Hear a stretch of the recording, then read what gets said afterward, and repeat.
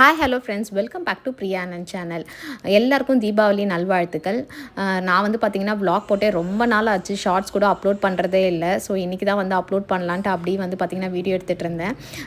இந்த வருஷம் தீபாவளி வந்து பார்த்திங்கன்னா அம்மா வீட்டுக்கு வந்திருக்கேன் நான்.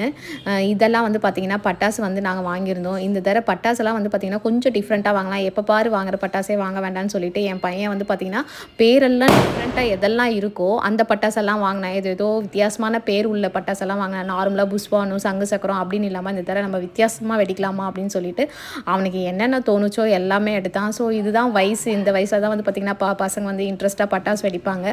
கொஞ்சம் வளர்ந்துட்டாங்கன்னா இப்போலாம் வந்து பார்த்திங்கன்னா அவ்வளோவா இன்ட்ரெஸ்ட்டே காமிக்கிறது இல்லை பசங்க. ஸோ அதனால் அவன் வெடிக்கட்டுன்றதுக்காக அவன் இஷ்டத்துக்கு வந்து என்ன வேணும்னு எடுத்துக்கூடா அப்படின்னு சொன்னோம்.